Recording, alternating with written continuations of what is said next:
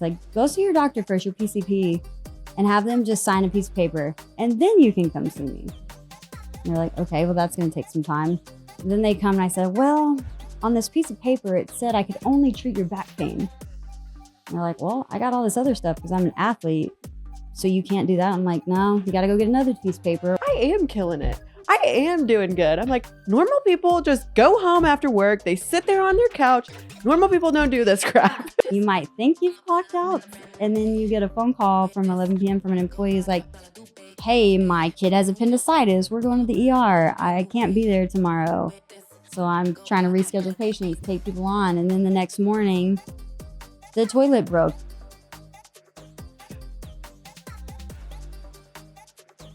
What's up, guys? Welcome back to another episode of The Device Girls. Today we have on Dr. Jodi Hierholzer. She is a physical therapist and owner of Bodyworks here in Abilene, Texas. So I'm going to let her introduce herself and kick things off. Yeah, so I'm Thank you Dr. so much Jodi for Hierholzer. Thanks for having me, guys. Yeah, I of really course. appreciate it. Love to be with my fellow female Yes. healthcare providers and rocking the business world, rocking the healthcare world. So let's see, Bodyworks Physical Therapy and Performance. I started that back in 2020, Okay. 2 weeks before COVID. Ooh. Great timing. It was a blessing in disguise, though, because as healthcare providers, I don't know about you gals, like your training, when you're in school, they don't teach you about business. They don't teach you really about the leadership side of things. So I was a really, really good clinician. And at that point, I'd been practicing about 7 years, almost 8 years. And so I was confident in my skill level, but I didn't know what I didn't know. And I tell people all the time, they're like, if you could go back and do it again, would you? And I was like, I don't know. It was just like blissful ignorance. And I'm kind of glad I didn't know how hard entrepreneurship was going to be. It's kind of like entrepreneurship chose me. I didn't choose it. I just got tired of the model I was working in. So opened up. 2 weeks later, COVID hit, and that gave me a couple months to kind of figure things out, get systems in place, actually file for a DBA because I had no idea what that was. I'm like, I'm just going to open a business. I got my LLC. We're Gucci. My business friends were like, well, have you gone to the courthouse and have you done this and done that? And I'm like, oh, we have to do that. Yeah. So you don't know what you don't know. Yeah. Yeah. Luckily, I had friends in good places that could help me out. So Yeah. got it figured out. And it was such a blessing because people just came and they were tired of the hospital system. I had patients come because they didn't want to wear a mask. I mean, my leads were coming from everywhere and I was hustling, grinding. I would go out to softball fields and work with the players. I would go treat in people's backyards. I mean, I literally just carried a treatment table with me in my truck, drove around, hustled, and people loved it because they were all quarantined anyway and they needed care. I had a couple of post-ops who, shoulder surgery, knee surgery, you have to do therapy if you want good outcomes after that. And absolutely. when you get a call, it's like, well, everything's shut down. Like, you can't do therapy. They really have no choice. So I had a professional CrossFitter out in Amarillo, and she would come all the way over here. I would go there. We'd meet halfway just to do post-op stuff. That's awesome. Yeah, you surround yourself with good people, and they bless you in ways that you wouldn't imagine when you really need them. So we blew up from there and thought I'd be a solopreneur working in like the corner of a CrossFit gym because that's how I kind of got my start. Yeah. A couple of years later, I'm like, I am so busy. I'm burnt out. I'm exhausted. Like, this is worse than being in network. And so, we grew. And now we're 5.5 years in. I've got 13 employees. We also added a gym about 2 years ago. And Heck yeah. just riding the wave. That's awesome. So what made you kind of dive into like the gym / physical therapy office model? Yeah. So I worked here locally for about 7 years for an in-network model, and they were also nonprofit. Okay. So all that being said, you can see quite a few patients in the in-network model, but reimbursement, it's only going to take you so far. And that's dependent on insurance companies. It's dependent on the government. You had Obamacare come in and you saw Medicare and Medicaid drop below the dollar as far as reimbursement. So Medicare, you were getting 80 cents on the dollar, Medicaid, sometimes even worse. So you're not even getting your full dollar back that you're charging. And I mean, I know that now because I'm on the business side of things, but as a clinician, you don't understand that. And you're like, okay, this is what my compensation package is. I'm seeing a ton of patients. And once they're semi better, insurance is dictating what happens to those patients. They're saying, okay, they can walk 100 feet, they can feed themselves, they're semi-functional, they're good to go. And it's like, why are we letting some Joe Schmo who's just on the other side of a computer screen tell us how to live no our clinical lives background. with no clinical background? And it's so surprising. I remember doing basically, it's kind of an audit call. It's for authorization through Medicaid. And I had a 17-year-old football player at Abilene High.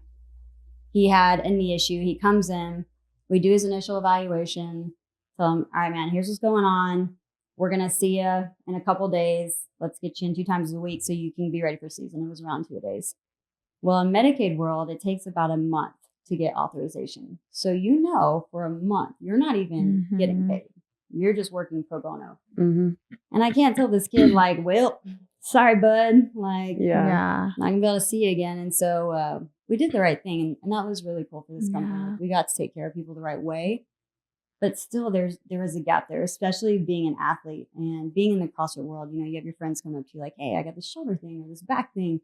Can I come see you? And I'm like, well, you can, but you have to have a referral from a doctor. Yeah. So the barrier to entry was already not good. It's like, go see your doctor first, your PCP, and have them just sign a piece of paper, and then you can come see me. Yeah. And they're like, okay, well, that's going to take some time. And then they come and I said, well, on this piece of paper, it said I could only treat your back pain. And they're like, well, I got all this other stuff because I'm an athlete. So you can't do that. I'm like, no, you got to go get another piece of paper, or you have to call your insurance company. And so rather than treating the person, you're treating one body part. And it just was a really shitty way to do healthcare. And it had nothing to do with the place I worked at. It was wonderful. It's just the model. And so after a couple of years, I'm like, man, you see that trend. Yeah. People are they're getting okay, but they're not optimizing their potential. Right. And there's a huge market for it. Yeah. So I'm like, why don't we just take this thing out of network, go cash? And this wasn't my idea by any means. Like, I wish I could say I'm that clever, but I was driving to work one day listening to a podcast, and this girl out of Dallas, actually, she's women's health only, but does like sports orthopedic, where she combines like women in the gym who are maybe peeing their pants when they're jump roping or just had a baby. And like pressure incontinence is a real thing. Yes. I've never even had kids either. And I anyway, can get on a trampoline. Yeah, that good old Valsalva maneuver, just under a heavy load. Pressure's got to go somewhere, right? Yep. One of the holes. Yep. One of the holes. Hopefully not the ours. So there's actually DPTs that are trained in hole management, which is great. Wow. Coin that term. I didn't know. Okay. So she made a business out of it, right? She's like, I can set up a table in the corner of a CrossFit gym. I can take care of the orthopedic people. I can take care of my gals that need help and they want to stay fit and active. And I'm charging this much an hour cash, so you don't have to wait for reimbursement. That's usually like 3 to 6 months. It's just immediate cash flow. And you get to treat them one-on-one for a full hour, which I don't know if you guys are familiar with PT world, but it's usually shorter. Yeah. It's super uncommon. So usually I'll give you guys a scenario. When I was on clinical rotations, I saw 22 patients a day.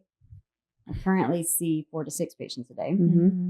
Within those 22 patients a day, you're seeing 3 to 4 an hour, and you're just herding cattle. It's like, hey, you go get on that bike and you pull this band and like, let me watch you squat. And then you're trying to take notes and you go home with tons of paperwork. And it's literally just a nightmare. A cash cow, right? They're just getting people in and out and nobody's getting better. So the biggest thing that I heard from her was like, I get to work with someone one-on-one for a full hour, and that's what drew me in. I'm like, okay, if I can take my passion of wanting to help people and build relationships and then intertwine the athletic nature, I'm very competitive, I love sports, take those two things, merge them together, and open kind of a gym-based PT clinic that's got like a cool dog running around, and you're probably going to hear barbells in the back of the gym. And it's not just, hey, get on this table, we're going to do passive modality work. Like, yeah, we all love the body work, it's good. Hence the name Bodyworks. Like, it started somewhere, and I was really good at manual therapy, but I'm like,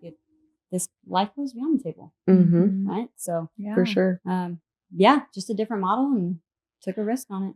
That's amazing. So what does that look like? So I know you mentioned earlier having specialized in a specific sort of PT, and you also have other specialty PTs in your clinic. Yeah. So when you look at PT as a whole, like what it takes to kind of get there, we all start the same. Everybody goes to grad school. So the PT program now is a doctoral program.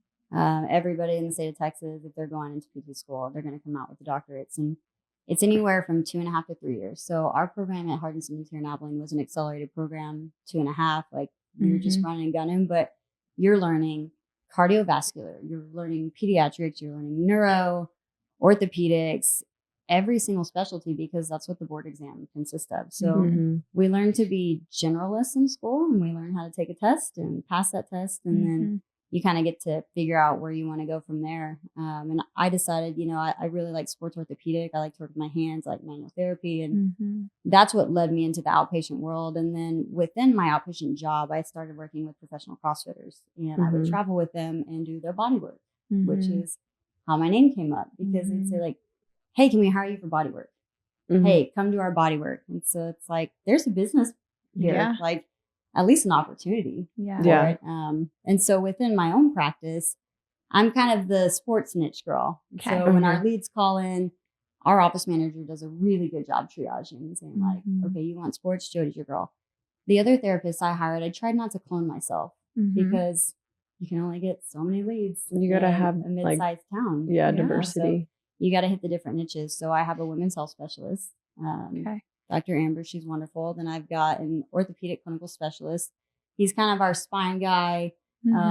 Does any orthopedic under the sun, but he's got his niche. And then we have a girl who is certified in PRI. It's Postural Restoration Institute. Think of it kind of like neuro meets breathing patterns, like really getting in touch with your body. Then we have a vestibular girl who does vertigo.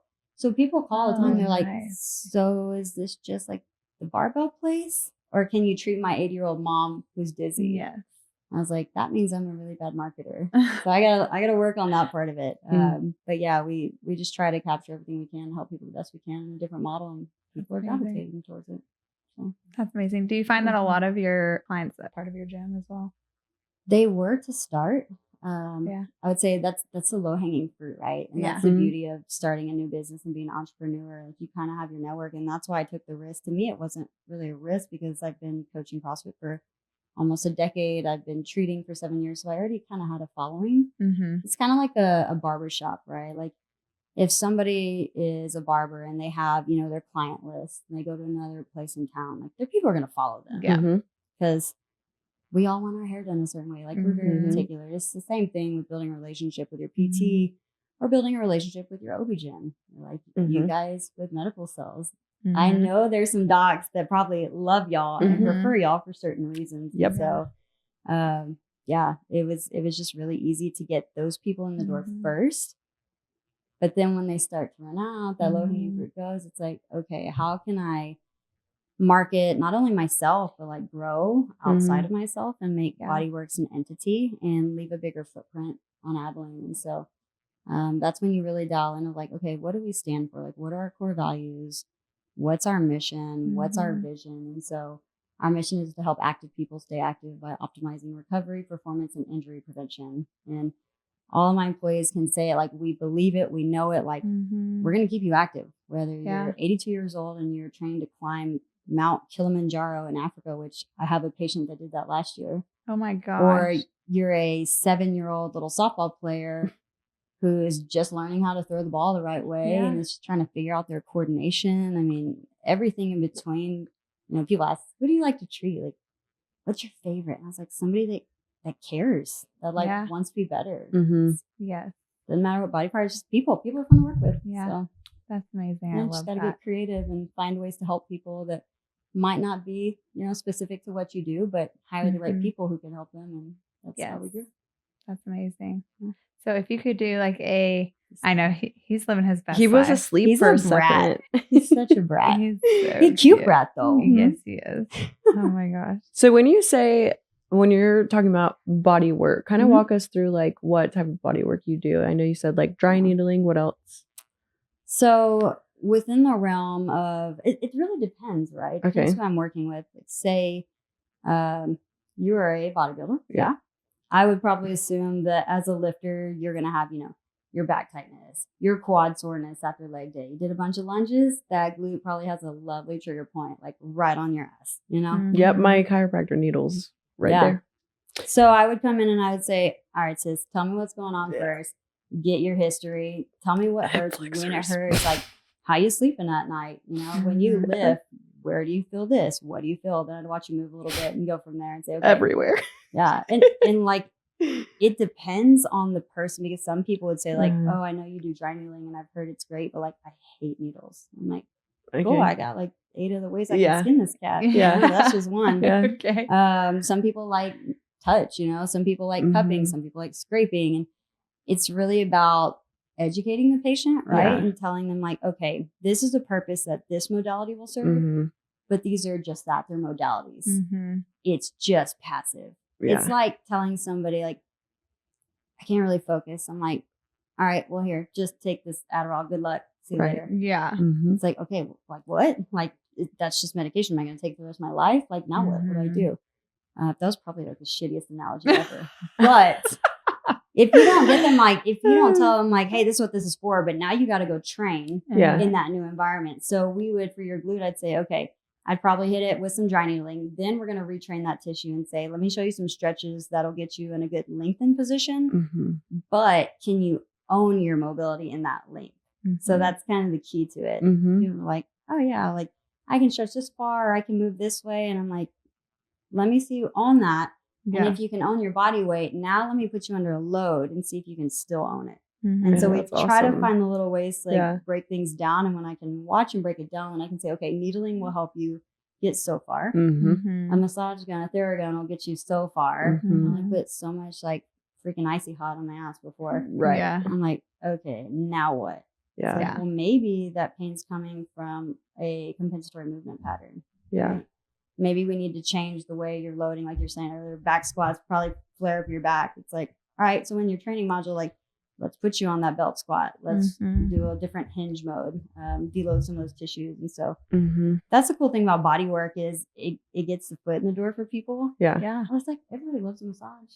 Yeah. Yeah. They'll sign up for that shit real quick. But you're Yeah. like, Yeah. you want to come No, to I'm- therapy? And they're like, no, I don't need therapy. I just want a massage. It's like, but if I said, how about you come in here? Let's figure out what's going on. I'm going to work on that tissue. I promise I will give you all the TLC. Like, we're going to make you feel good. Yeah. But what if I told you I could help you keep that away and also educate you and Yeah. empower you to where you knew how to keep it away, so you don't have to spend all your money coming back to get said bodywork, massage, Mhm. Yeah. etc. And some people honestly just love it. We have people on continuity that come twice a month Mm-hmm. just because they honestly like enjoy hanging out with us. They like Yeah. just being worked on. Like, you know, somebody that's in charge of their program, they love the Mhm. accountability. And so Mhm. we serve that population too. But That's That's awesome. awesome. yeah, so the answer is it depends. Yeah. What is the scraping cover? Because I I was about to ask. Yeah. have seen that everywhere. A lot of bodybuilders do it. I have Yeah. yet to do it, but I'm like, I need somebody to work on me. Like, I need a massage and a First scrape. off, can we just like address the fact that it's called scraping, which is so barbaric? Uh-huh. It's Yeah. It like, is. hey, you want to come get scraped? Yeah. Like, no, actually, like, I it don't. sounds That painful. sounds- yeah. So it initially started, this is probably a decade ago. They were called Graston tools, and it was this perfectly beveled silver thing that looked like a butter knife, Okay. right? And so people are like, oh yeah, you're just rubbing that over my tissue. Like, Mm-hmm. are you breaking up the scar tissue? What are we doing Yeah. here? So to make it super, super simple, when we look at the body and we think, okay, if I just got a leg pump, like really, really big old leg pump, that blood's going to come in the muscles, everything expands upward, but your Mhm. skin's not going to stretch a Mhm. ton. You know, you'll see your veins popping, like you're going to look jacked and yoked, Mhm. but Yeah. the muscle comes up, skin goes down. Now you've lost your glide slide. All right. So you've Mhm. got a skin layer, another layer called your fascia, and then muscle. And all that basically just gets jumbled together. Mm-hmm. When it's jumbled together, you're leaking power. So your muscles aren't working efficiently. They're not optimal. They can't contract, relax like they should. So a lot of times with body work, I tell people, like, you don't have to be in pain for this to be Mhm. beneficial. I could Right. probably add 5 pounds to your back squat just by opening up certain systems in the body and certain tissues, because you're going to be able to move more efficiently. Mm. So the idea with scraping, it's compression. So we say we Okay. can either have a compression modality or a compression type treatment, or we can have decompression like cups. Yeah. Mm-hmm. When I'm doing compression and moving stuff, it's allowing tissues to move better, but it's not necessarily breaking anything up. Mm-hmm. Kind of like foam rolling. Yeah. People say like, oh, I'm just gonna foam roll and it's gonna help mobilize my tissues and be great. And there's so many research studies that don't prove any of that to be efficacious.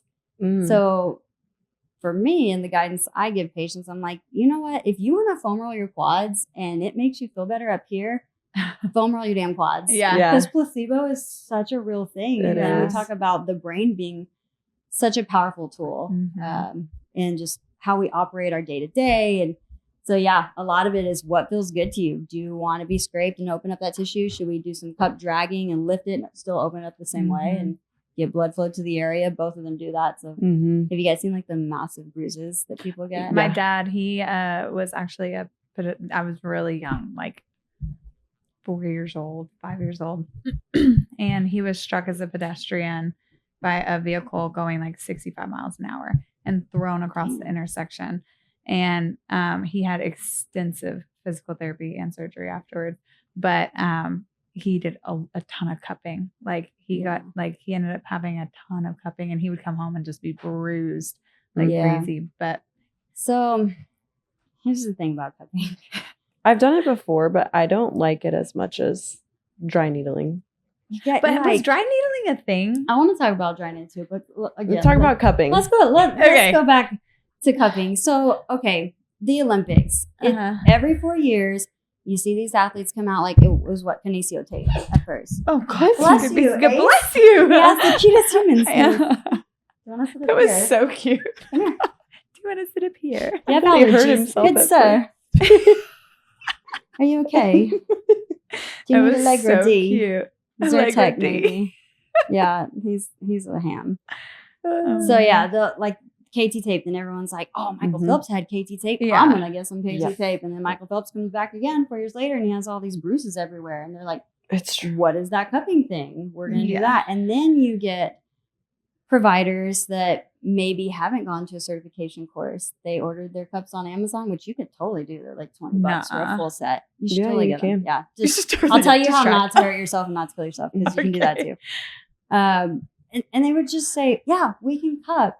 And they would put a cup on every part of the body that they could find, which is not therapeutic at all. Like there's definitely a technique to cupping as well. So it's just one of those things, like it's kind of been abused and it's just another modality. And then we had cryo for a little while. Right. Everyone was in the cryo chambers and Normatec boots, Theraguns.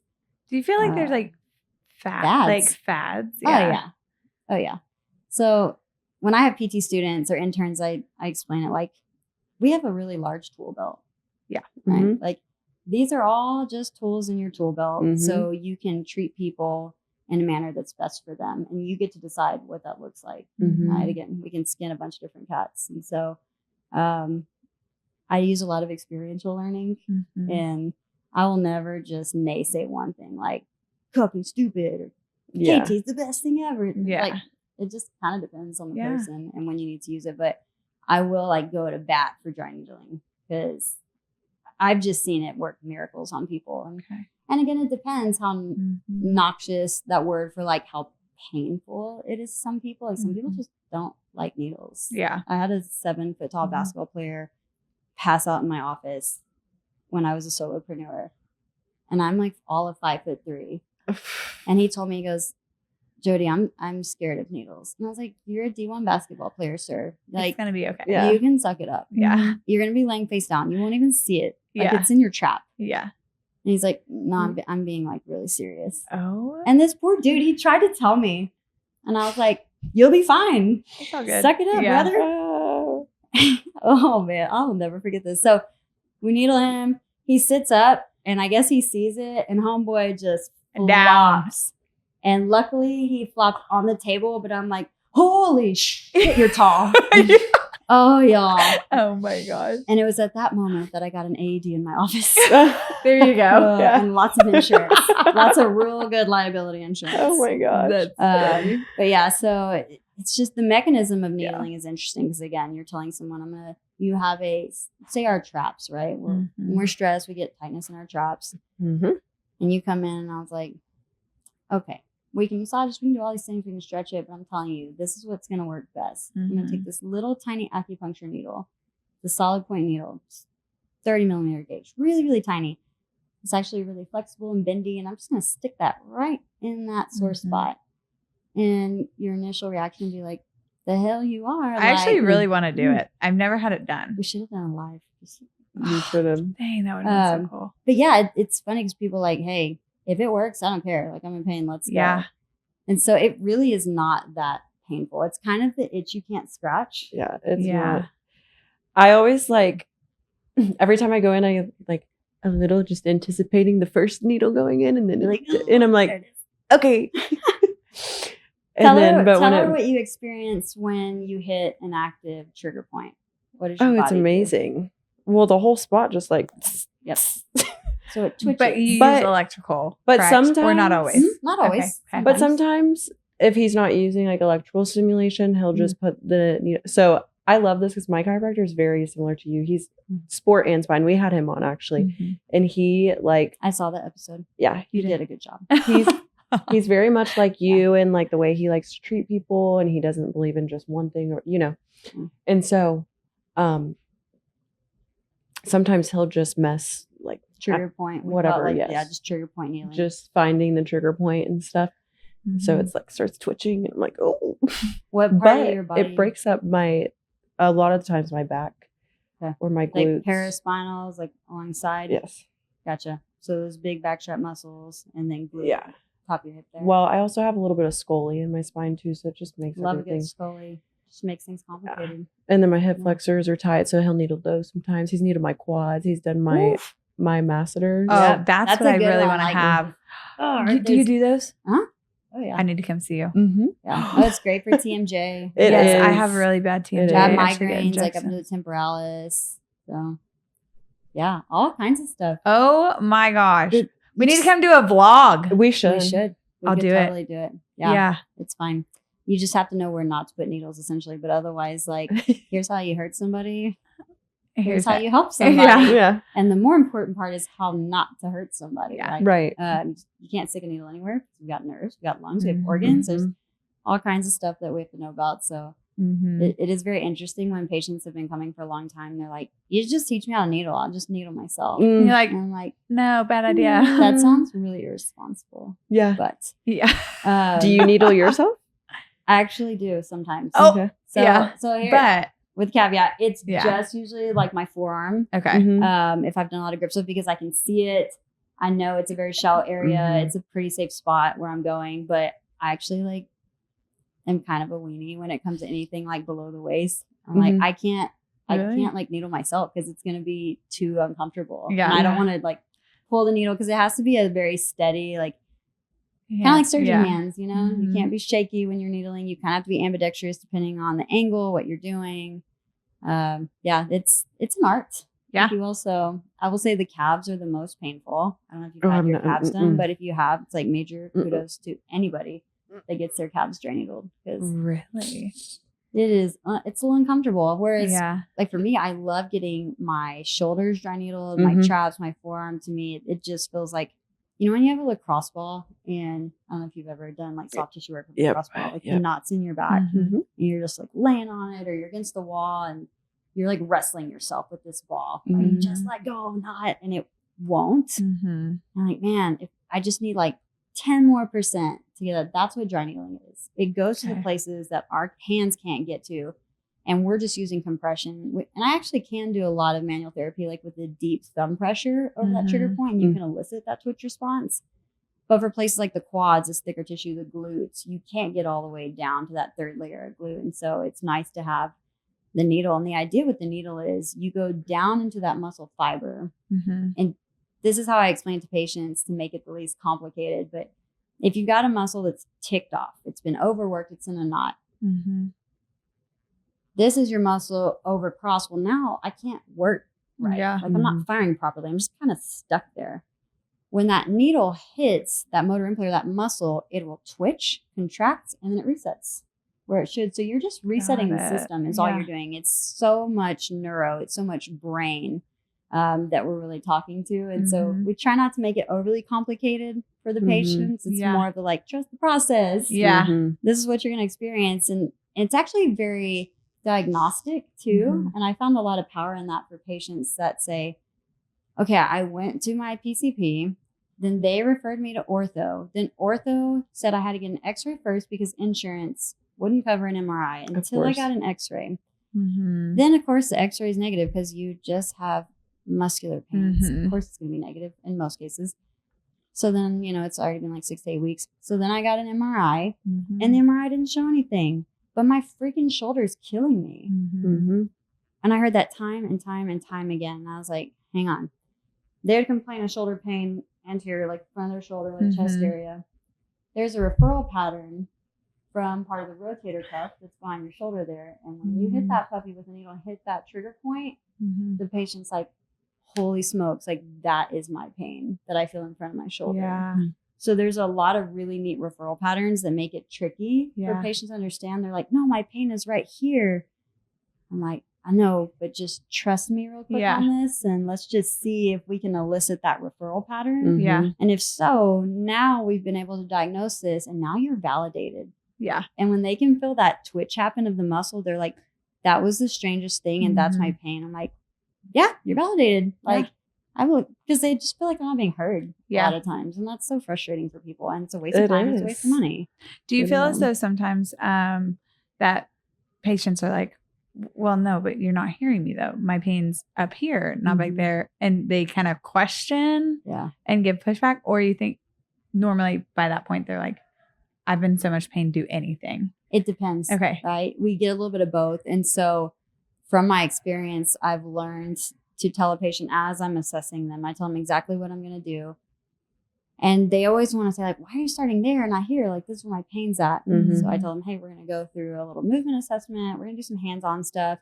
Just know that I might be looking at other things besides where your pain's at because they could be related. And this is going to help me help you in the best way possible. Mhm.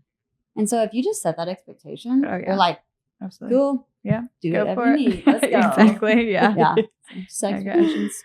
Yeah. Yeah. It's good. Mm. That's awesome. So do you primarily, I'm trying to think about how to phrase this. Hold on. So with each of your patients, you typically try to stay more on like the gym side and helping with mobility and stretching techniques. Mm-hmm. What's your go-to? Like Yeah. what is a Do you get what I'm I asking? am a jack of all trades. Okay. is what I would So say. just Like, kind of mix in a a bunch. chameleon of a therapist. So Okay. we always go back to like, like what does a day in the life look like? Yeah. Mhm. I'll take you on a roller coaster ride in a second. But if you fall back on your core values and you know why you're doing it, Mhm. go back to people stay active. And like we get there by being excellent. We are people of integrity. We take extreme ownership in what we do. We work as a team. And we want to be servant leaders for our community. And if you can really fall back on that, then it doesn't necessarily matter like, hey, this is the only way. This is the way, the truth, the life. We must do mobility. Let's go to the gym. Mhm. Yeah. You know, like it Mhm. depends because you never know what somebody's going through. Yeah. Right? Like I might start my day at 8 a.m. with somebody who just lost their daughter who's 21 years old from a 3-year battle with cancer. And that just happened last week. And I'm going to tell you a very real story. Okay. But this was a patient of mine that I saw since she was about 15, 16 years old. She was this little softball player out at Gym Ned and local small high school. Tore a rotator cuff labrum. She had surgery, did all her rehab. She was one of my very first patients at Bodyworks. And just like a pistol. Like she was so fun. She made me do all the TikToks, y'all. Like she kept me cool. It was a good time. And then this summer, I believe, after she graduated high school, a little bit after that, she was diagnosed with a Ewing sarcoma, which was a tumor that was sitting in back of her shoulder blade, which is the same shoulder she had surgery on. And I remember the day, so I'm actually in my office, I'm with a patient, they're on the table, and I'm actually working on this guy's like hip, like mobilizing his hip or stretching him. And she just walks in through the door and is like, hey, I need to talk to you about my shoulder. I was like, get with our girlfriend Des. She'll schedule you ASAP. Like, just hang tight. She'll take care of you. I'm trying to take care of my patient. She's like, no, like I need to talk to you. Mm-hmm. And so you've got to make those decisions, right? Like, I got to take care of the patient in front of me. I've got an 18-year-old girl who's like, hey, something's going on. Mm-hmm. Turns out later that night, her mom calls. It's like, yep, we're heading up to Dallas. They found a tumor in her shoulder blade. It's just an anomaly that happened to be in the same location that we treated before. I had no correlation to that. But all it means that she had a 3-year battle with cancer on and off and just fought like hell and was just a beautiful young lady.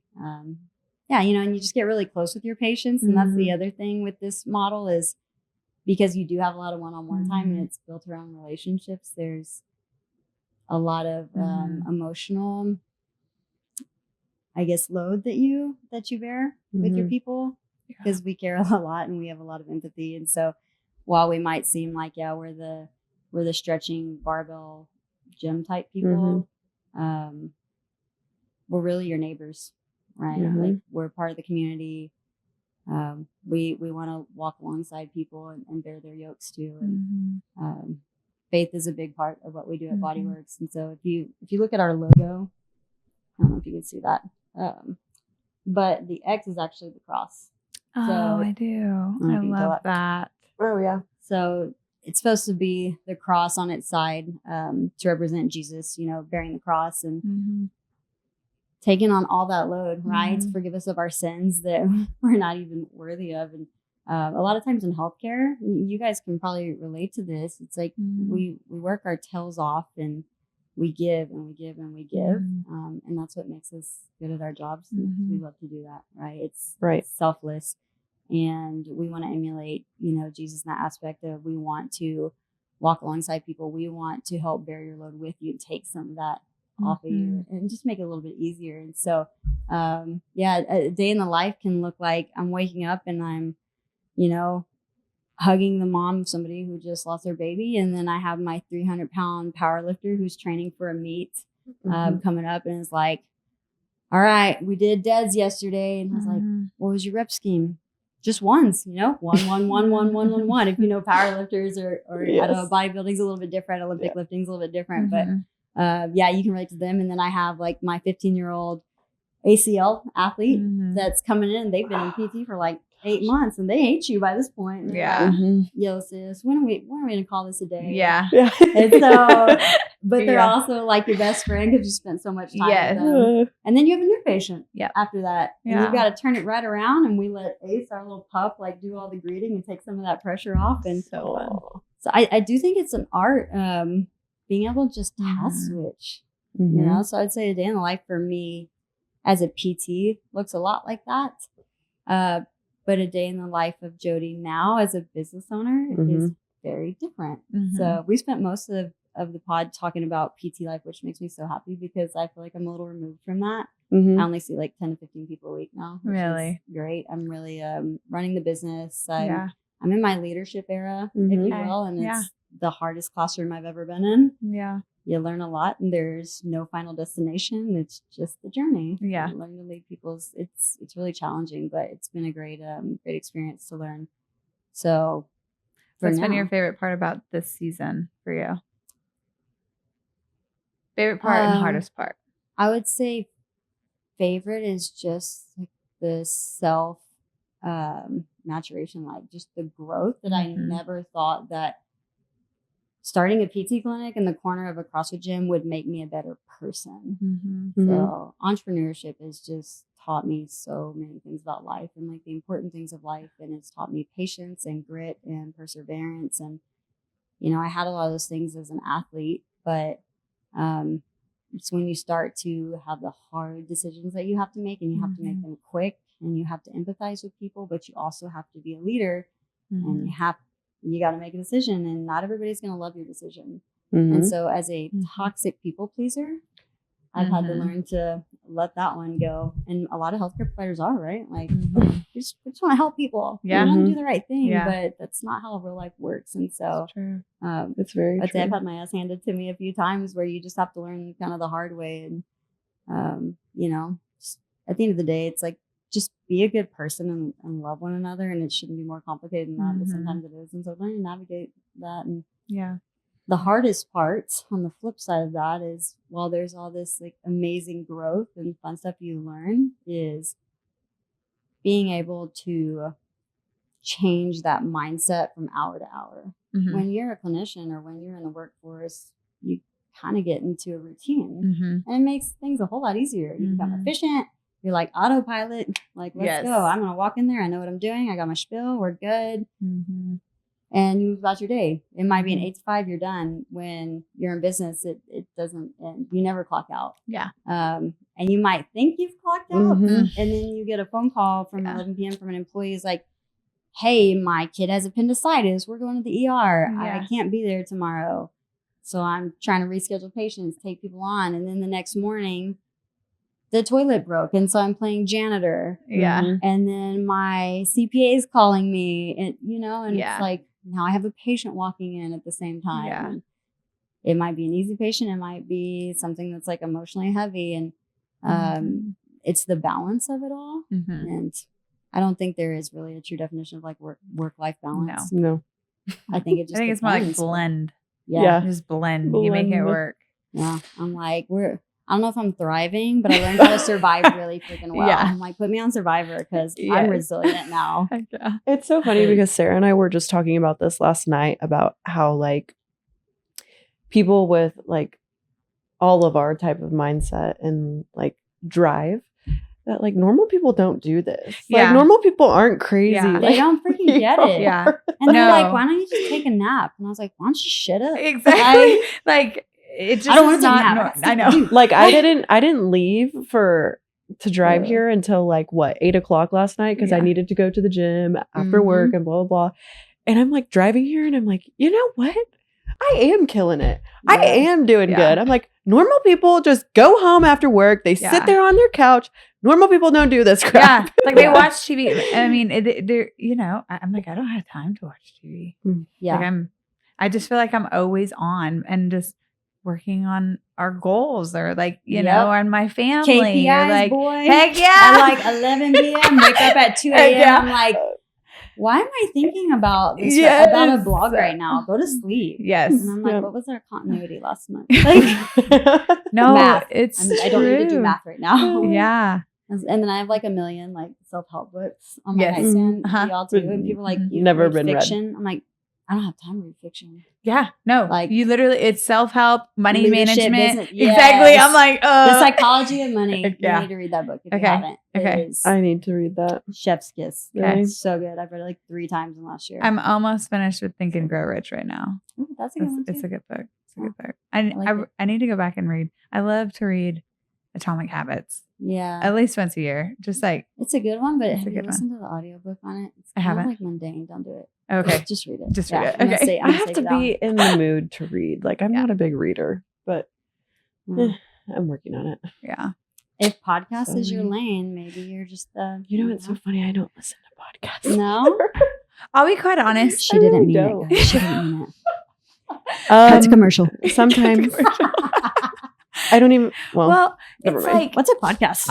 our life and our day is so busy. yeah, that it's like my I don't. drive is normally like my quiet time. Yes. And honest, it's quiet time, Can but we like just my hold hands right Yeah. now? But, like, well, mine's not my- quiet. Mine's literally like music blast to 30 volume, and I'm Oh. just like singing. Oh no, mine's straight silence. Same. But then still in my head, I'm racking my brain of all the things. And then I go home and it's like mom mode. And then after Mhm. Sloan goes to bed, it's like work on entrepreneurial work and like our business work until 1 o'clock in the morning. Then start all over at 5 a.m. Like with, it's Do you just, ever it's- question like, why do I do this? Yeah. Mhm. Why am I the way I am? And then I think of it as the inverse. I'm like, I wouldn't want to be any other Mm-mm. way. Yes. Like I can't function the other way. fulfills me. I For have sure. like just that go drive, and it's not even about like accomplishment. It's about like walking in purpose and knowing that okay, Mhm. I'm living every minute doing what I'm passionate about, what I'm called to do. Like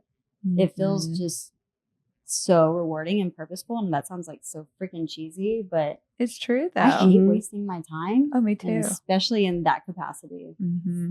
I don't Yeah. know. So can we talk about this because Sarah and I were talking about this? What was it like in the beginning for you starting your business and like having the patience to see grow. success and Patience with the C, or patience as in a person? With a Patience C. with a C. I didn't want to grow. growth?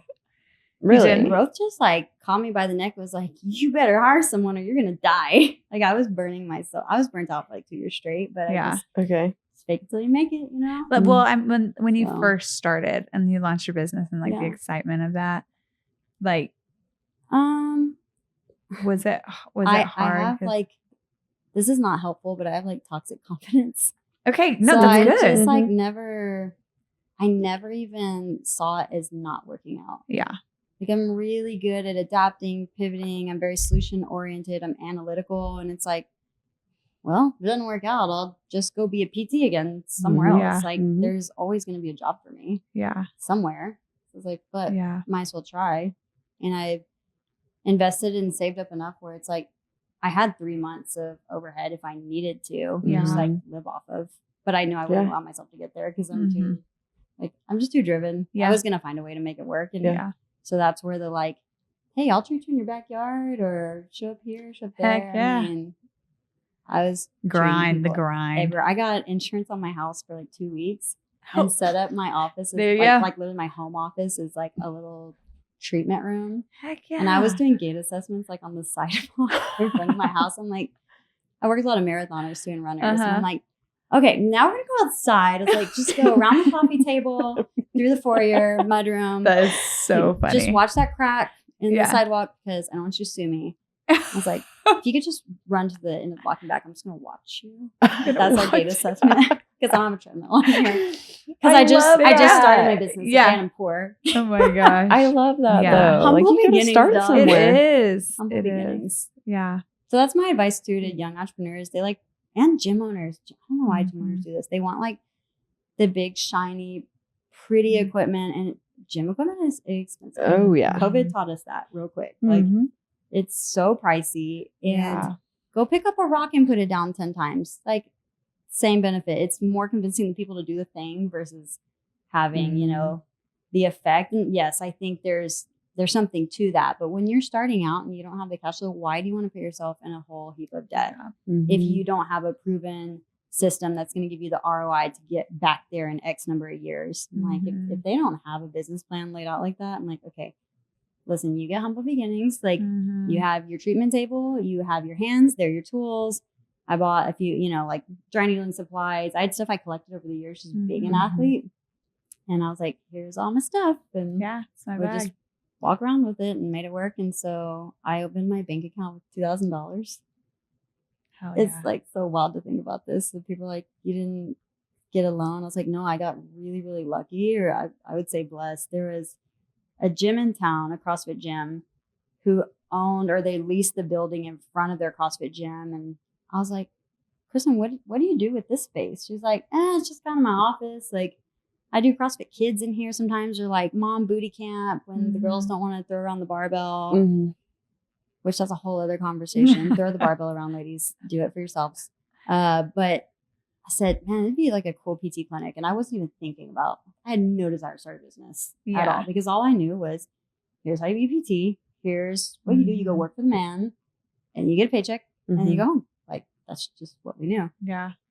A week later, she calls me. She's like, hey, we're moving to Dallas and we're selling. And you had mentioned something about, like, you thought this would be a cool PT clinic. Like, would you ever have any interest in Fine. taking this over? I was like, no, but thank you. Yeah. Like, I really was like, no, I didn't mean that like that. Yeah. I just thought it was cool vibes. Yeah. Yeah. Because it was almost like an office with a built-in gym in the back. It was like the Yeah. perfect mullet. Like you walk in, it's 3,000 square feet straight away, and it's like business in the front, party in the There you back. go. Like it was Yeah. so freaking cool.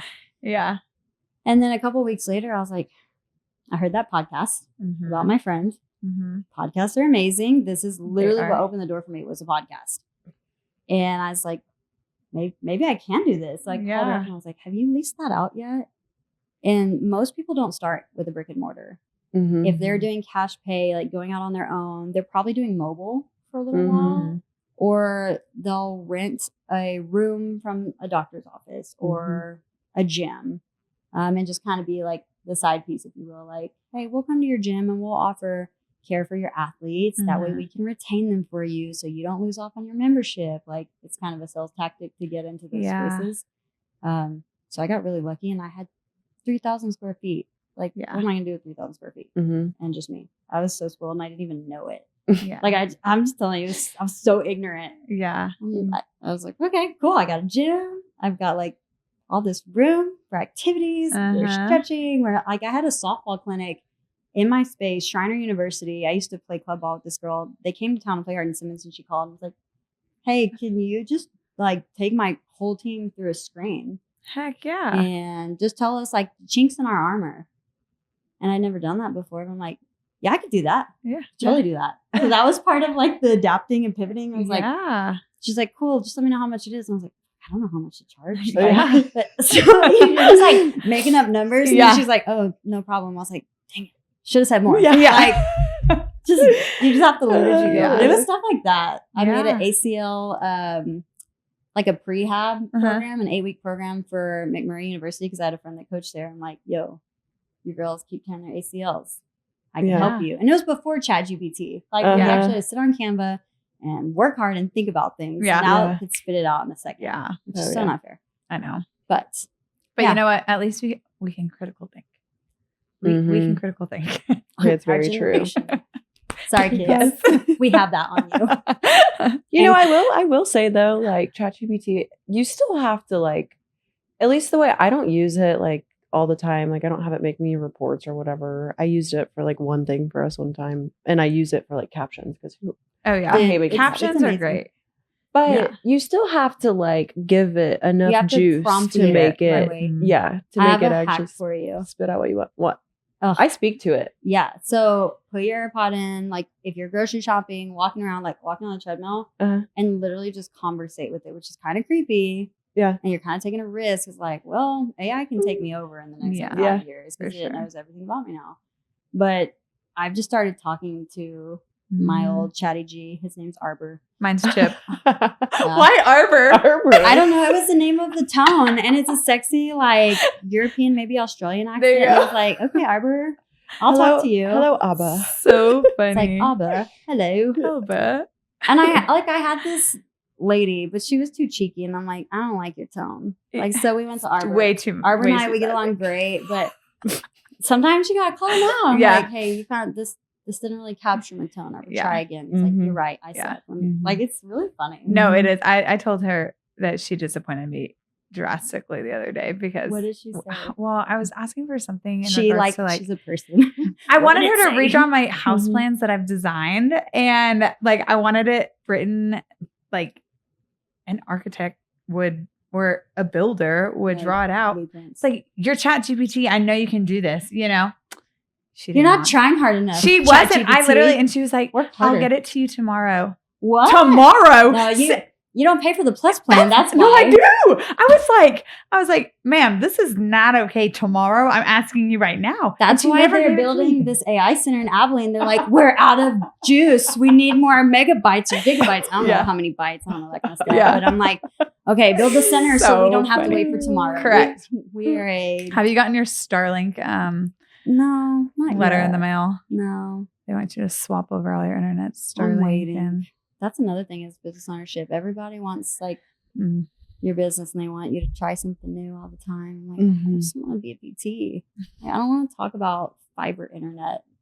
Like leave me alone. Yeah.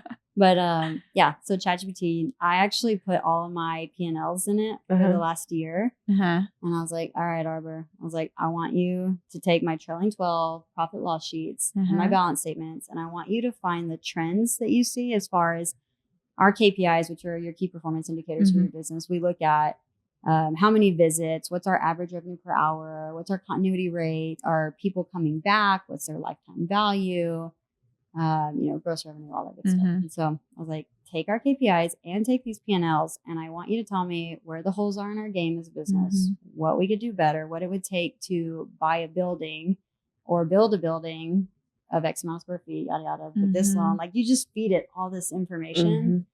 Dude, it was wild.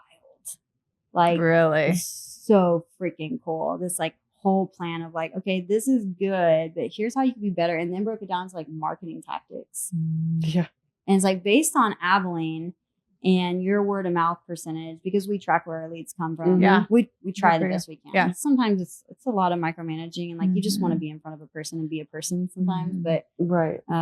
we really do try to ask like, oh, you heard about us from a friend, but like, who's your said friend? Oh, Sarah. I'm gonna call Sarah, text Sarah right after this, like, hey, thanks for sending Mark in. Like that dude's badass. I really appreciate him. You just like take care of people. But all that being said is ChatGPT would say like, okay, you're obviously very good at relationship building and word of mouth, but you could try SEO and ads on Google. Just know that for your area and for this search term, it may not work out really well. So I'm like, well, thank you. You just saved me like $6,000. Yeah. Yeah. Because I actually did try that for a while and it was a total flop, Really? at least for this area. And he's like, a lot of people are searching dry needling on the internet. And so we try to make our SEO on our website match up to dry needling. So when people are looking for dry needling in Abilene, Texas, we're the first one that comes up with SEO, which is a whole other thing I never thought I'd learn as an entrepreneur. That's awesome. I'm like, I just want to take care of knees and ACLs, but now I got to learn how to build a website. Yeah. SEO. Yeah.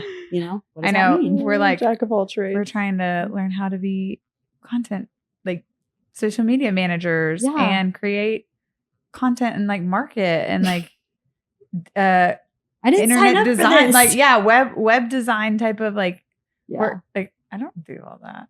I'm trying. I'm learning. But I think that's the cool thing, like y'all were saying, like our personality type. I don't know what Enneagram you guys are, but I don't know. No, it's been I'm a heart forever. 3. Okay. I gotta which is look like again. achiever, but we can also adapt and problem solve, kind of the chameleon, where you can relate. Like you can go in a circle of any personalities and you could find a way to get along with those people. Which I'm assuming you guys are great at that if you're in medical devices and sales. Like you have to be able to do that. and One thing I adapt. love that my manager did this summer with us, he made us all take the Gallup. And so he pulled, so we had all of our top 5 strengths. And then we literally sat in a room and like he made us guess which teammate was like who based on that's like a the really good list. game. And I mean, most of us guessed pretty on point, but it allowed us to start to understand like, okay, I'm maybe not as great here, but this teammate is. So when I'm in a situation where I really need to like leverage the woo, exactly, then call that person. And so it just really helped us like build together as a team. And we're freaking kicking ass. I'm actually like we may be that idea in my next staff meeting. We may be kind team of the guys. year this next year in I our love company. that so So much. You should do that. yeah. Have you guys heard of working genius assessment?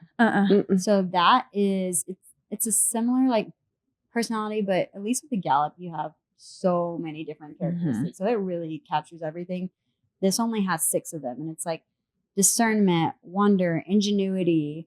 There's like the creative one, and then there's like the doer. I can't remember all the words, but we did that one and then kind of went out of the room and said, okay, these are my strengths. These are my working frustrations. And we saw where everybody landed, and almost everybody was really good at like the doing, the executing, the discernment, at least in like the PT realm.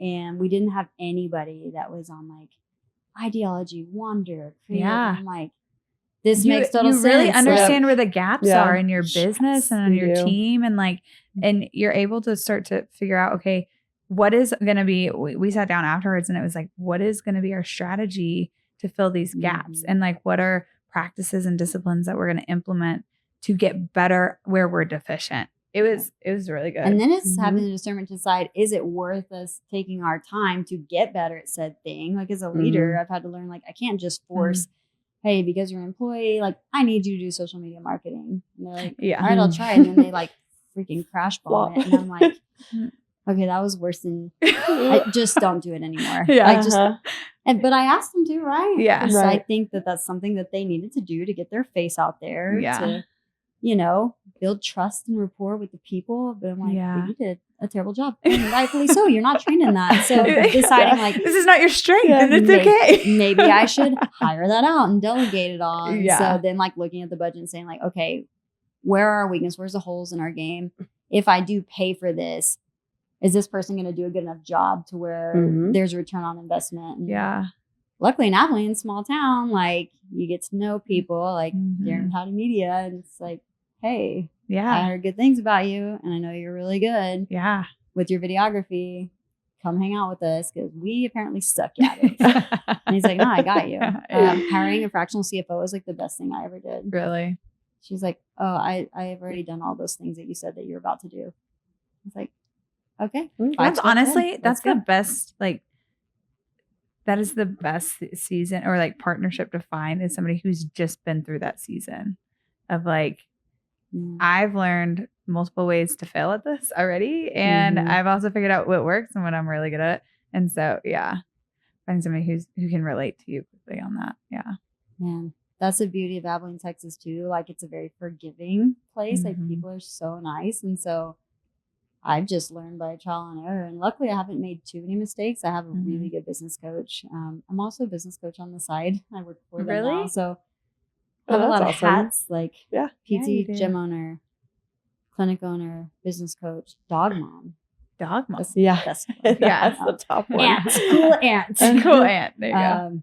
But yeah, so, you let them make all the mistakes first. And luckily they made my life a lot easier. But even then when I've made mistakes as a leader, most of my employees, like they have so much grace for me. They're like, well, how are you supposed to know how to be an HR person? I'm like, I don't know what your maternity leave is going to be because I haven't thought about that yet. When you're pregnant, I'm going to go figure that out. I'll be back tomorrow. With your offer. We don't have FMLA here because our company's too small. So, then you have to decide like, how much am I going to get for my benefits? What can we afford? I'm going to treat my people right because I want them to stick around. And I don't know. I've got a great team and they've been so gracious, and I'm just really fortunate because I have heard stories from the people I business coach of it not being that way. And just a total nightmare with employees. So wow, I'll cross that bridge one day, I'm sure. If you could give any advice to female entrepreneurs, young PTs looking to get into, or young professionals looking to maybe get into PT, what would that be? I would say stay in your lane because society's so loud. Like, why do women have these like false negatives or like these false beliefs? Or why do we have these intrusive thoughts creeping in that we're not good enough? We weren't born that way. It's not like I'm out the womb and I suck because I'm a lady. I'm just going to put myself down here and let the man take care of it. It's like, no, we've been taught those things. Has a lot to do with how we were raised and, the environment we're in. And I think there's so many little factors that go into that side of it as well. But if you just look at it black and white, it's like, we're all human. We all had an equal start, right? Now you get to choose what path you take. And so I've always believed like you can only control two things in life, and it's your work ethic and your attitude. It's like, if I can change my perspective and frame this in the thought of like, I'm not going to succeed because I'm a male or a female, or I'm of status, or because I'm a certain color, or I know somebody. It's like, I'm going to succeed because I worked my tail end off and I did everything I possibly could. And if it doesn't work out, then it doesn't work out. At least I know I tried my hardest. I think so. I try to tell young entrepreneurs of like, don't just have your blinders on and expect that you're going to win every game. Like, progress is not linear, just like PT. It's not like, come to therapy, we're going to see you 3 visits and boom, you're going to be better. It's like, you might have some hiccups and like, you might have a little re-injury. Maybe you slept like crap because your baby was crying all night. So you're under recovered and this happened. Like this is the progress there. And I think is entrepreneurship and business ownership and being a PT, it's the same way. Like you will have your highs, you'll have your lows, but control what you can control. Don't let society get too loud, stay in your lane and do the best you can. I think it also takes ownership, right? Of knowing like, am I truly doing the best I can, or do I have a victim mentality? Like, well, I did the best I can. This just sucks. So you got to have grit with that too. And ownership, like really looking yourself in the face and be like, but did you? You can't control other people. Maybe you did. And I've had circumstances where I thought maybe I was the perfect fit for something in somebody's eyes. Like, oh, that's a shoo-in. And it didn't work out for me. And you want to know why. And I never got an answer why on this certain situation. And maybe it was because they're nephew applied for the job. You just never know how Mhm. people are going to react and Mhm. their decisions. You're not in their head. And the shitty part is like, you're not owed that. Mm-hmm. And I also had to tell myself, like, I don't need to know everything. Maybe it just is what it is. And I just Yeah. gotta move on. Mhm. Pivot, shift, and adapt and just accept it. So, Sometimes Absolutely. ignorance is bliss. yes, Yeah, for real. it's So, true. yeah. Wow. Soft I love skills, that. man. Yeah. Yeah, absolutely. Yeah. What about you guys? Like, what would you tell somebody who's wanting to do the same thing you're doing? Whoa, we A haven't been. newbie. We haven't been asked that before. Actually, we have, I guess. You go first. I don't know. I just like believe in yourself. Like Mm. believe in yourself. Like you have to have the courage to fail. You have to have the courage to put yourself out there.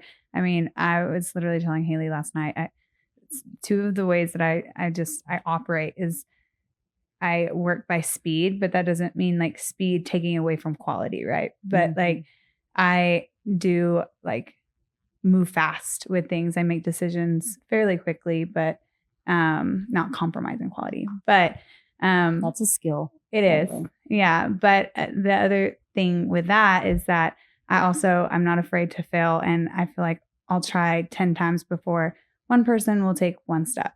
And so, or like make one action, take, any action. So Do you feel like you have calculated risks? Like you're not afraid to fail, but do you sometimes foreshadow or like forecast and say like, okay, but if I do fail, like how heavy are the consequences? yeah. I mean, absolutely. I think I'm very careful with how I approach. Like I'm not trying to. I am strategic. I do think through. I like very process oriented. I think through things, but I also feel like I think through things so fast. Do you know why I'm smiling right now? Why? Because Sarah and I talk about this a lot, how we balance each other super well in certain things, Yeah. because we're actually working on another business, but we can talk about that later. Yeah. But we balance each other well because I am more the person that like, hey, I'm going to take a step back and think about this for a day or two. I need to think this through, very analytical. I'm that way. And not that Sarah doesn't, but she's just like, she wants it now. But she's very good at still thinking through things. But then sometimes if I take a day or two and then I bring up something and she's like, oh, that is a good point. Yeah. So it's just like we balance each other very well in that way. Or sometimes like I take 2 days and I'm like, I don't know why I needed 2 days because I'm all good. But it is a good balance depends. of like speed, like the tortoise and the hare, right? Yeah. Like, but then, there are moments when she's able to like, okay, yeah, you're right. I'm just I'm thinking about it, but I'm also being indecisive. And there are times where I'm like, I need to pump the brakes, and you're giving a lot of perspective that like, if I spend a little more time thinking about this, So I think it is a good balance. I had a thought with that, and it's also, I guess, advice I would give people is having like radical awareness of self and knowing like, that about yourself and you know that about yourself. And then if you can not only have radical awareness of yourself, but the people around you, again, it's like, okay, I know I'm indecisive. So I do tend to ask my staff, my employees, like, hey, here's the situation. What are your thoughts on this? Like, I value your opinion. I want to know. And really, I just need them to help me make a decision because I'm being indecisive, I need validation from somebody. And I know I don't. Like, I know in my gut what I need to do. Yeah.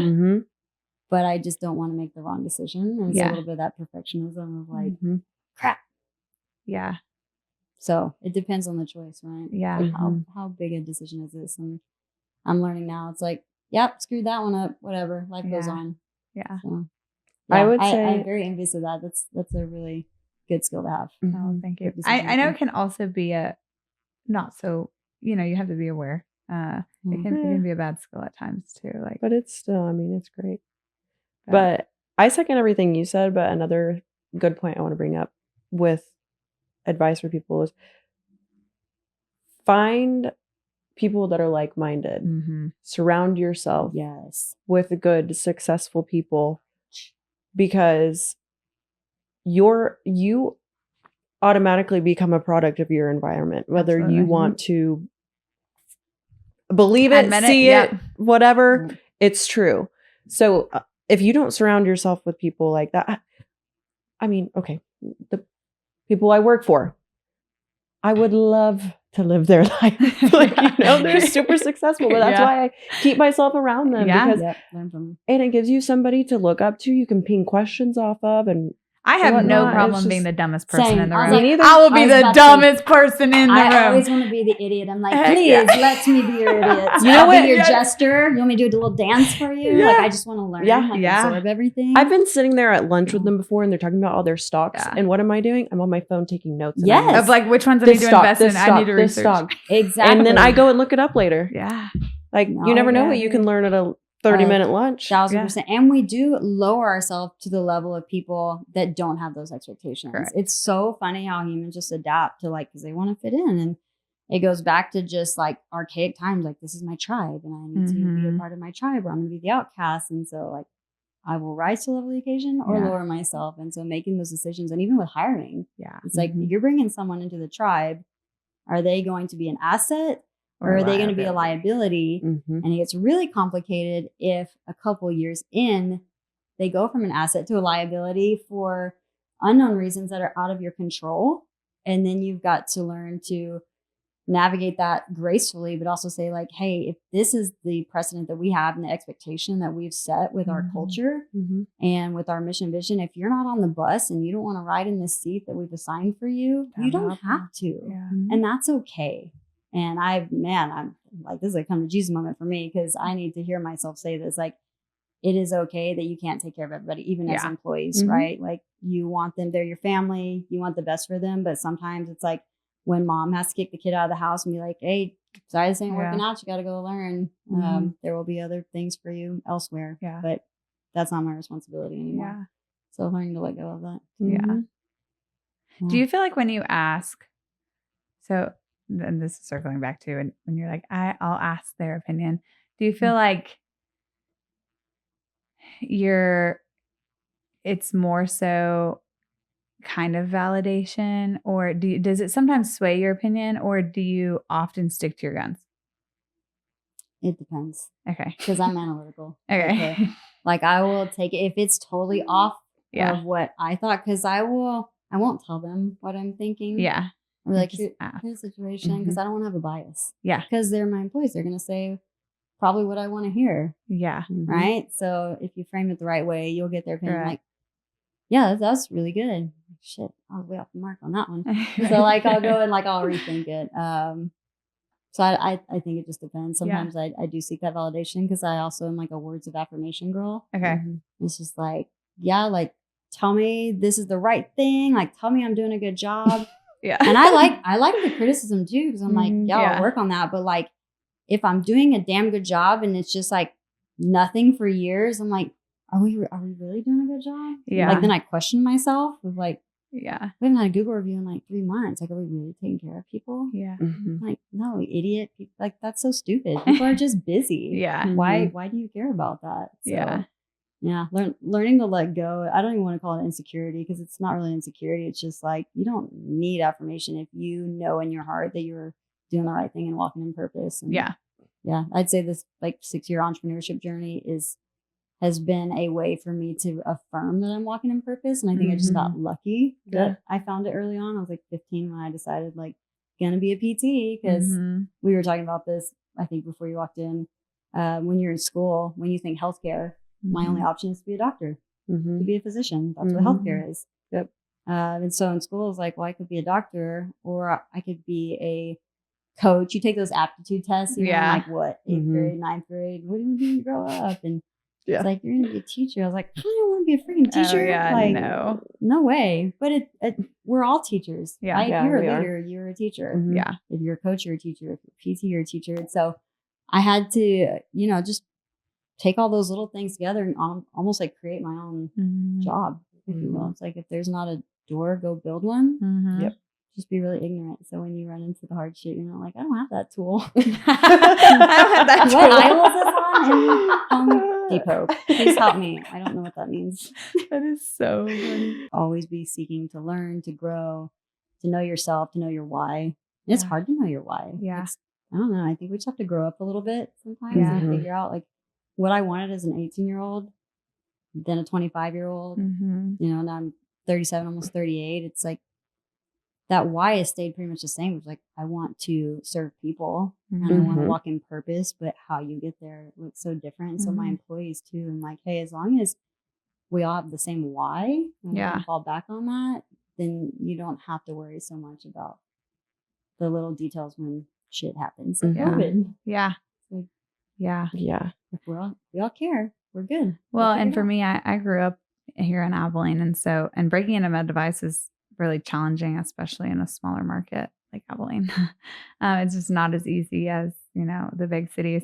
But that was just something so true in cash flow too. Yeah. They're like, it'll never work in a small town. It's like, well, I'm going to try. Yeah. Yeah. But I think that's been a huge thing for me. I mean, not only just having our whole family's here, having my son able to be around all of his family, grandparents, aunts, uncles, cousins, but we're so underserved in healthcare in West Texas and in these rural communities. And so having health equity, right, and like providing the best level of care with the best technology, that's just super important to me. I'm so passionate about our community. And so yeah. And being on the cutting edge, because Abilene's 5 years behind DFW. Everywhere. Always. With like the patient education, they just, it's just so behind. So, I mean, that can go anywhere from, like devices and the type of procedures that are being done, like the surgeries to PT intervention. Like you asked somebody walking down the street, like, what does a physical therapist do? And they would probably say something like, well, E-stim and hot packs, and you sit on a table and do this thing. Like, or you see somebody standing in parallel bars. Like if you ask Google, like, show me a physical therapist. Like we're probably wearing khaki pants and a polo, and there's probably like a 2-pound dumbbell. I'm sorry, that's bullshit. Like, it's true. Like we've just evolved so much, and I'm like, what? Why did we ever settle? For mediocre? It's because that's what we knew, and it was comfortable and it's easy. And I think people just get stagnant. And so that's the other cool thing about Abilene. It's like, it's such an open market. It's like there really is no competition. And now that the cash pay PT world's starting to come around, there's a few more cash clinics popping up. So now you have to figure out with marketing, like, now I've got competition. Like, okay, so I want to get ahead of this sponsorship first. And so it is a blessing in disguise. Like, I took a risk, but I was the first one on the scene, and that's going to pay off. Because Abilene's loyal. So loyal. So, and it's like such a blessing. Like, you're like my people. They got my back. Yeah. That's good. That's awesome. I love that. What do you hope your patients carry with them after leaving your care? Oh, that's a good one. I didn't read all the questions, by the way. No, because I hate doing that. Like, I just want to ad-lib. Yeah. Man, I hope they walk away feeling empowered, but more than anything, confidence. Like, I want them to leave knowing more about their body, that they can be an advocate for themselves, because our healthcare system does not truly advocate for the patient right now. Like, we're trying to work towards that, at least from the clinical side, but the model doesn't support it. So I'm like, the more you guys know, like, trust your body, do the best you can, invest in your health. Movement is medicine, but consistency is the prescription. So be consistent in that pursuit of having the most optimal life that you can, the best quality life you can. And if 5 doctors don't listen to you, go to the 6th one and just, command the room, demand their attention, say, I know my body. I know something's off. I've been doing my research. And sometimes that's what it takes. And so in our clinic, we don't just talk about muscles and bones and movement and weights and the physical side of things. I think therapy is all encompassing. We talk about rest. We talk about nutrition. We talk about relationships and stress levels. And, this is not healing at a great rate, but like, how's your job? Yeah. Like, your TMJ's flared up because you're just carrying so much stress. And it doesn't matter how many needles I stick in your face, or what kind of stress I'm going to need to see you. You're going to keep coming back, and it's a recurrent problem. So let's find the root cause. And no, I'm not a counselor, and that's not my place, but that might be something I refer out to. And so really, it's like, I just want people to feel empowered and confident. And when they do, they'll continue to send people just like them our way. And it's just a revolving door of having awesomeness surrounding you all the time. Like you said, surround yourself with good people. And somehow this business model has luckily done that. So I get to hang out with my friends all day long. Like, most of my patients they're literally my people. And they're cool and it's fun and like I get paid to do that. Yeah. So, That's amazing. I That's love incredible. love that. Well, Dr. Jodi, thank you so much for Thanks for all that you guys. do for Appreciate patients in this community and giving them confidence and helping them move. And we appreciate you. And thanks for coming on. Yeah. Thanks for having me.